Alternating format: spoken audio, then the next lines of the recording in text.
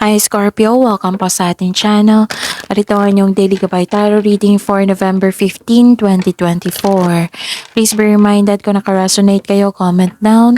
Kung hindi ka naka-resonate, ibigay niyo po sa iba kasi general reading po ito. This is for you Scorpio ngayong November 15, 2024.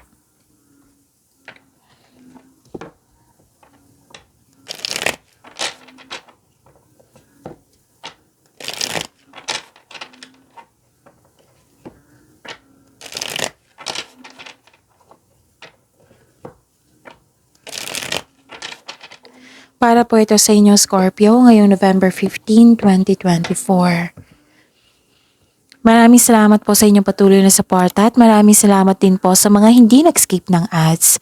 Gamitin ang reading na ito bilang gabay lamang sa mga hindi pa nag-subscribe. Subscribe na po kayo at click bell notification para malaman nyo na may bago tayong video.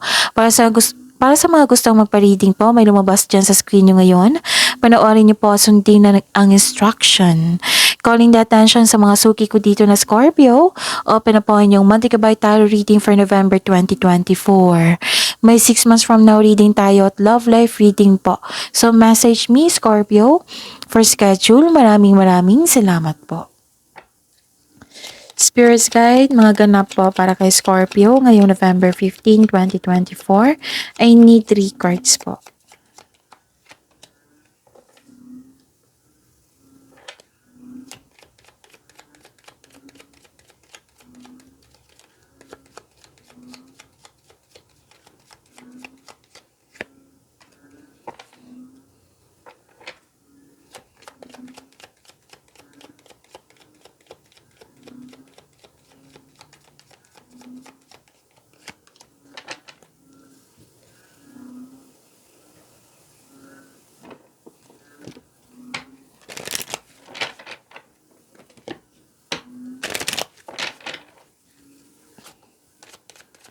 Spirits Guide, mga mensahe nyo po.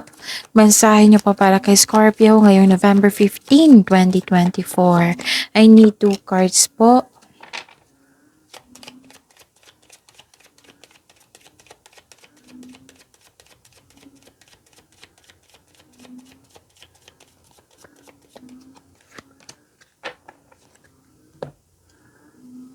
Okay. Scorpio, ngayong November 15, 2024, wow! Nakatanggap kayo ng blessings, nagkaroon ng hope and healing, nagkaroon ng personal growth. May nakita akong clarity dito. May nakita rin ako dito, nagsaliksik kayo, nag-research kayo sa internet. Nakita ko rin dito na parang naghahanap kayo ng sagot sa inyong mga katanungan dito. Nakita ko rin dito na marami kayong ideas, thoughts na bibigyan nyo ng aksyon. So, yun. Nakita ko yung hope and healing nasa inyo. Lahat ng signs gusto nito. Hope and healing. Okay? So, may nakita rin na, actually, 2 card na po nagsapit dito na may magiging busy kayo ngayon. Yung bibigyan mo ng aksyon, yung matagal mo ng plano, matagal mo ng desisyon, matagal mo ng ideas. So, that is, 2 cards na po nagsabi niya na magiging busy kayo. Movement puro nakikita ko dito. Pwedeng pag-busy sa kakaisip, busy sa mga ginagawa. Nakikita ko rin dito na nagkaroon ng travel. Pwedeng may travel kayo ngayon. Pwedeng, transition, transformation.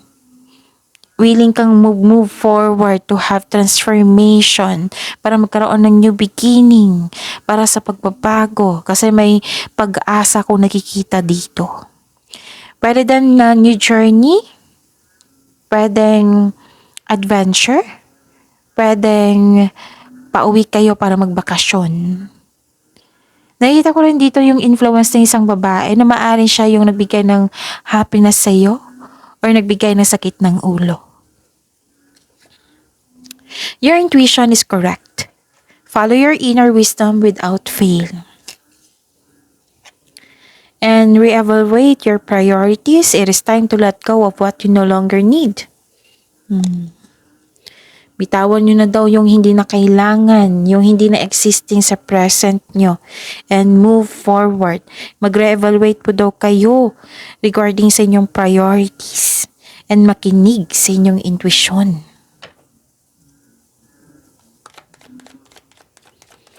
Spirit's guide.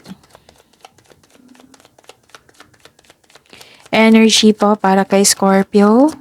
Ngayong November 15, 2024.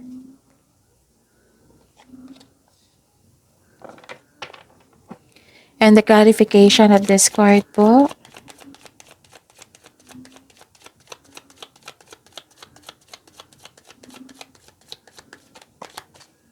Okay. Sa mga may oras dyan, kung gusto nyo po, panoorin nyo po yung last 4 days kabay tarot reading nyo po. Yung sunod-sunod na date. Like for example, napanood nyo ito ngayong November 15, 2024. Panoorin nyo po yung 14, 13, 12, and 11. Kung may narinig kayo or may nakita kayong repeating message, meaning to say, pinupush yan ng cards nyo. Kasi ang ilan sa inyo hindi pa binigyan ng atensyon. So give attention. And kung maaari po, bigyan po din ng solusyon at aksyon. Remember Scorpio, at the end of the day, alam mo na ikaw lang taong may kakayahan at responsable na gumawa ng sarili mong katotohanan at kinabukasan. So ano yung energy niyo po, Scorpio?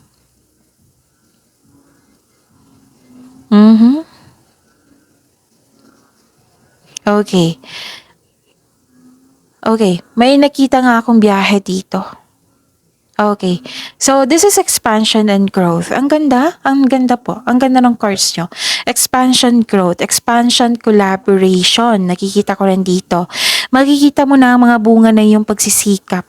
Ngunit, maging mapagmasid. Kung may plano ka na, this is the time na gawin mo na ngayon. Ginagawa mo ng aksyon ng matagal mo ng plano for your growth. Ito yung sabi ko sa inyo na puro movement. 3 card na nagsabi niyan. May posibilidad na maglakbay o ituloy mo yung matagal mo ng plano para mag-abroad, para doon ka na magtrabaho. Pwede din na binigyan mo ng aksyon para umuwi ka, para magbakasyon. May nakita kong collaboration dito ha. Oo, may nakita talaga akong travel. May nakita kong pagtipon-tipon ng grupo. Pwedeng reunion po ito or may group activity. Okay? So this is growth and expansion ha. Ang ganda nito. So this is a clarification of your cards here. 3 cards na po nagsabi niyan. And yun. Ang ganda. Ang ganda ng cards nyo ngayon. Scorpio. Nakita ko rin dito na nagkaroon ng wealth and generosity. Wow, 'di ba? Sabi ko sa inyo ang ganda eh. Maasahan kayo, mahusay sa buhay. Mahilig kayo magbigay ng tulong, lalo na sa pinansyal. Tapos ang ilan sa inyo negosyante, nasa posisyon, yung leader, yung maraming nakadepend sa inyo. Scorpio. Financial stability nakikita ko dito. So, yun. May leadership role ako nakikita dito. Basta may umaasa sa inyo na magaling kayong gumawa ng financial decisions, ganun. You're taking an action towards your goal. Wow, puro action ha. Apat na card na nagsabi niyan. Basta may pagtaas ng tagumpay dito. Pwede sa buhay, sa pag-ibig, or sa career and money. Nasa yung kamay na. May magbibigay ng tulong sa iyo, pwedeng kasosyo din ito, or magbigay ng puhunan sa iyo upang tulungan ka sa pagkamit na iyong layunin. Financial stability nakikita ko dito. Pwedeng naabot ng partner mo ang financial maturity po. Okay? May magbibigay ng regalo dito. Oo, or bibili ka ng isang bagay na mapamper kayo. And you deserve it. Kasi naging masipag kayo sa araw-araw, Scorpio. Okay? Yun. Kung may narinig kayong ingay, meaning maingay yung kapitbahay namin. Oo. Focus kayo sa akin ha, para may makuha kayong kapay. Okay? So don't worry, nakafocus ako sa reading natin ngayon. Scorpio. Spirits guide?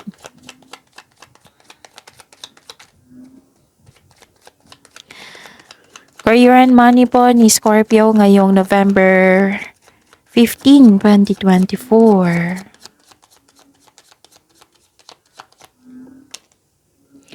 And the clarification of this card po.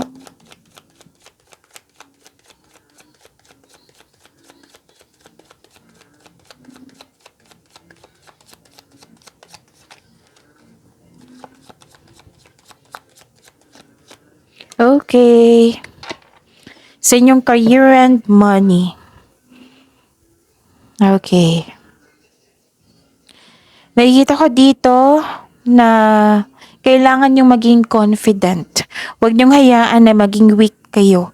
Huwag niyong hayaan na mga mangingibabaw yung weakness nyo. Huwag kayong mag-give up. Trust yourself, Scorpio. Kung may sitwasyon dyan na uncomfortable kayo, this is only temporary. Lilipas lang po ito. So the advice, have faith in the universe. Face your fears with self-confidence and courage. You don't know your own strength until it is tested. Okay? Kaya lang mag-move forward kayo with courage po. Feel your fears and take action anyway. Okay? Maging malakas. Okay? Be confident. Huwag niyong hayaan na mapanghinaan kayo ng loob. Ano pa? Nakita ko rin dito, may concern kayo sa materialistic na tao. Oo. Controlling of behaviors. May ganyan na concern. Nakita ko dito na kailangan mong kontrolin ang paggasta. Nakita ko kasi dito na sobrang nag-focus sa paggasta ng material na bagay. Okay? Pwedeng concern mo sa isang tao to. Pwedeng concern sa iyo. So, control on overspending. Nagkaroon ng sobrang focus sa wealth and possession. Pwede din itong, overspending sa trabaho. Na wala ng time sa sarili or sa family. Yung hindi enough time ang pahinga mo. So, you have to balance it, sabi ng card dito. And balance din sa kaperahan. Oo, balance sa kaperahan. So, kung gagasta kayo ngayong araw na ito, pag-isipan ng mabuti kung kailangan ba. Oo, kung karapat-dapat ba. So, mag-focus po daw kayo sa emotional and mental stability. You need to relax, Scorpio. You need to relax and listen to your intuition. Kung hindi nyo alam kung paano mag-connect sa inyong intuition, kasi maraming paraan to So, search nyo po sa Google. Okay? So, yun. On how to connect your intuition. Kasi sa intuition, siya yung magkakabay sa'yo patungo sa right path, patungo sa success. Yan din yung magsasabi kung may dapat kayong malaman, na may nangyari na hindi mo alam, ganun. Malalaman mo yan. Basta marunong lang kayo makinig sa inyong intuition. Okay? Pag-iingat sa kaperahan dito and be confident. Okay? Spirits Guide, Love Life, Self-Love, Partnership, and Romance ni Scorpio ngayong November 15, 2024.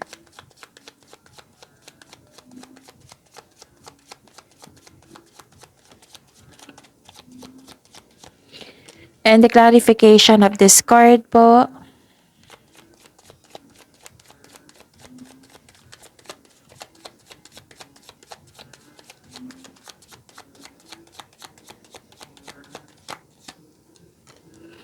Okay. Maraming salamat po sa patuloy na tiwala at suporta sa ating channel. At maraming salamat din po sa mga hindi nag-skip ng ads. Ito pala yung sa career and money niyo po, pahabol ko lang. Ito pala yung sabi ng cards nyo dito na makinig kayo sa inyong intuition. Kasi ang sabi dito your intuition is correct. Follow your intuition. Tapos re-evaluate your priorities. Yung sabi dito, 'di ba, na kailangan ng pag-iingat sa inyong kalusugan, sa inyong mental health, sa inyong kaperahan. So re-evaluate your priorities. Let go mo na yung mga hindi na kailangan. And focus sa present para magkaroon ng better outcome sa future. Okay? So maraming salamat po sa patuloy na tiwala at suporta sa ating channel. At maraming salamat din po sa mga hindi nag-skip ng ads. Okay. May concern ka dito sa hindi nagbigay ng time or halaga. May taong nagselos dito or insecure or hindi niya pinapakita ang kanyang totoong sarili. Hindi siya totoo sa kanyang sarili, hindi siya totoo sa iyo. So mag-ingat kayo sa taong ito. Hindi kailangan magalit kayo ha. Mag-ingat lang, umiwas kung pwede. Kung maiwasan siya, kung parati mo siyang kasama, so put boundaries. Limit yourself. Okay? May nakita ko ditong na nagkaroon ng insecurity kasi guilty ka dito na hindi enough ang time mo sa pahinga, sa time mo sa sarili, time mo sa family.